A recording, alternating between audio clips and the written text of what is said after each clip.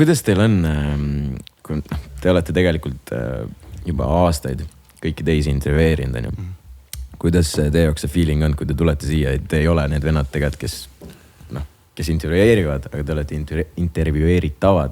Et kas on mingisugune teistsugune feeling ka või sa tunned ennast nagu ikkagi kodus?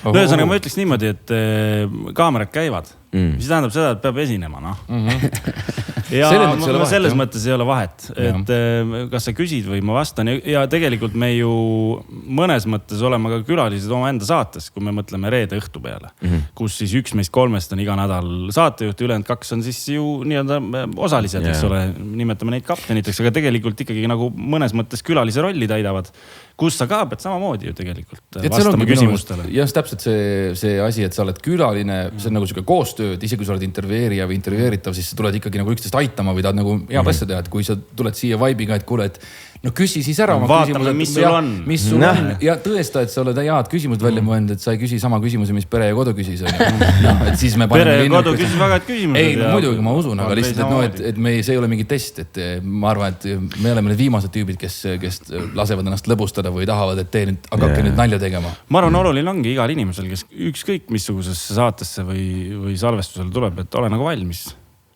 andma. Mis sa niisama istud ja ootad, et kuidas läheb, et anna enda panus, kui sa juba kohale tuled. Sa ütlesid enne väga hea lause, et kui kaamerad käivad, siis peab tegutsema. Ja see on nagu siuke asi ka, mis ma kuidagi ongi, et vahepeal nagu, oled niisama, ma ei tea, chillid, käid kuskil ringi, siuke rahulik, kohe kui need asjad siin kuskil on. See on mingi selline juba nagu refleks. See ei ole vist nagu selline, see tuleb ajaga kuidagi nagu automaatselt, seda selle jaoks ei pea eraldi nüüd valmist. Kaamera, ma nüüd tõmban selja sirgu. Ja see ei ole selline nagu, et see oleks nagu, see ei ole selline fake, vaata. See nagu sa näed, et nüüd on kaamera, et sa tead, et kaamera vajab midagi nagu sinult, on ju. Ehk siis sa switchid kohe sellesse faasi, kus sa hakkadki nagu veits, esinema. Mingid teatud nagu sõnad kaovad sõnavarast ära. automaatselt nagu. On küll kus juures, jah. Teil nagu te piksutate. Ma ei ole, kui on väga hull. Aga teie puhul on see vahepeal ikka väga rets. Ma olen üldises elus ka tegelikult selline nagu ropendaja rohkem. Ma ei tea, kus see tuleb. Mul lihtsalt nagu, vaata, mul on tegelikult see case, et kui inimene ei ropenda, siis ma ei usalda teda veidi. Päriselt. Tõsi, jah. Sest et kui sa ei julge mingit sõna öelda nagu, how the fuck can I trust you nagu? Kas ma võin kohe ära öelda? Ma olen valmis selle mõttes. Robin, ma sind usaldan, sest ma olen kuulnud. Jüri täpselt samamoodi. Jüri tuleb siis, kui ei oodata temalt seda. Mis mõttes? Ei, minu arust on üldse oluline see mõte nende sõnade taga. Et ühesõnaga, kui sa tahad mingit, ma ei tea, lähedki, oledki natukene närvilisem, eks ole, ja üritad oma mingisugust seisukohta väljendada ja teed seda kasutades sõnum, mida koolis ei tohi kasutada, eks ole. Minu jaoks on see jumala fine, sest lõpuks loeb mõte seal taga. Mitte nüüd, et kuni selle hetkeni ma olin suga nõus, aga siis sa ütlesid perse ja nüüd ma hakkan vaidlema suga. Kus juures väga paljud ongi sellised, nagu ongi, sa ütled mingisuguse sõna, siis kõik mingi, sa oled mingi kredi, sa ei ole päris inimene. Kurjategija. Ja reaalselt. Ma näen nagu seda, et kui Andrei näiteks, ma tean, et me pigem kasutame vahepeal niisuguseid sõnu, mis võib-olla ei ole kõige paremad ja ilusamad, aga ma kasutaks neid sõnu pigem siis, kui ma, näiteks nagu eile golfis, kui ma löön seal tiiala peal seda kaikaga, seda palli. Just kaikaga, see on kaigas. Golfi kaigas. See pall peal lendab otse, aga ta lendab slice'i kuskile paremale, 4 meetrit. Just. Siis ma ütlen ikka. Mis sa ütlesid? Mario, pane piip peale. Nagu sa ütledki. Sa ütledki. Sa ei pea ta. Sa oled päris palju piibutama. Pane need märked endale siin timeline'ile, kus sa väljendad emotsiooni. Ma saan sellest aru, sa väljendad emotsiooni. Okei, ma mingi aeg mängisin korvpalli natukene. Ja tähendab sõpradega, eks ole, ei. Ja siis, iga kord kui mööda läks. Jah. No siis sa ju ütled midagi. Sa elad välja, niimoodi sa mängidki sporti. Lihtsalt jamaks läheb siis, kui igav ise mööda läheb.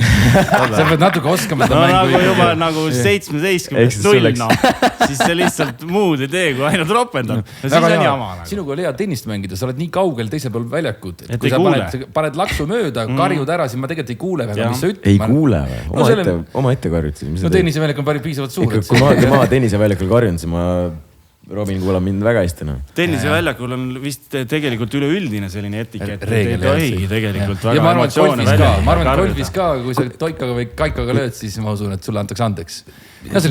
Tennises on see, seal on nagu päriselt see, et ma tean, et Wimbledonis on ju vist oli mingi siuke reegel, et kõik need, vaata need pallitüdrukud ja palli mingid mis iganes seal on seal väljaku. No ongi pallitüdrukud ja pallipoisid. Ja siis nagu, kes nagu jälgivad ka nagu mingisugust officialid on ju.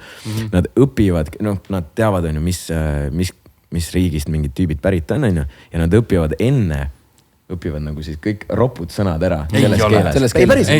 Päriselt. Ja nad õpivad ropud sõnad ära selles keeles ja siis pärast, kui nad kuulavad, sest kui sa nagu mingisugusena, ma ei tea, löögi mööda lööd, siis oma ettekasvu ütled seal mingi, mis iganes. Sloveenia keeles ütled türa kurva, bled.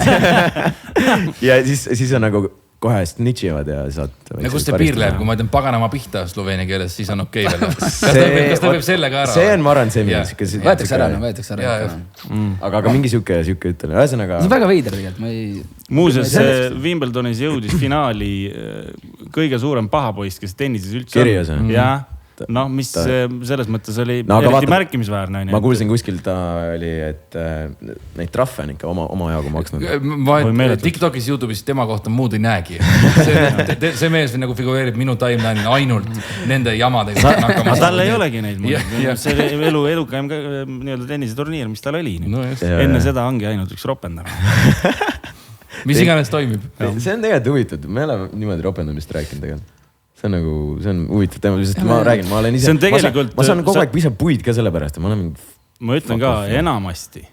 Mina olen tähele pannud, et just nimelt need inimesed, kes, ma ei tea, siis muudavad suhtumist või solvuvad, on naised. Kui sa ropendad.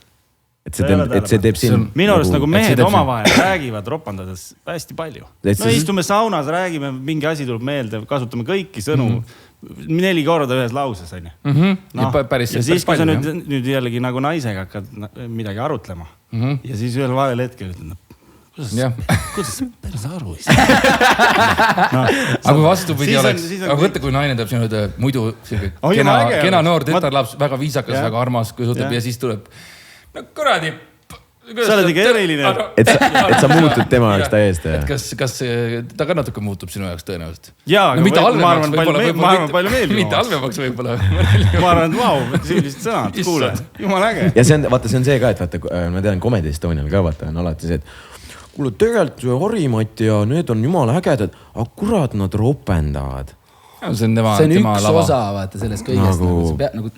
Selle ära võtad, siis nagu kaob mingisugune. Seal muidugi... Saab nalja teha ilma ropendamata. Tema muidugi, tema ei ropenda lihtsalt ropendamise pärast. Ma vähemalt loodan, ta paneb selle ropevu sõna täpselt õigesse kohta ja harjutab selle läbi ja vaatab, kas toimib. See ongi see kontekst, vaata.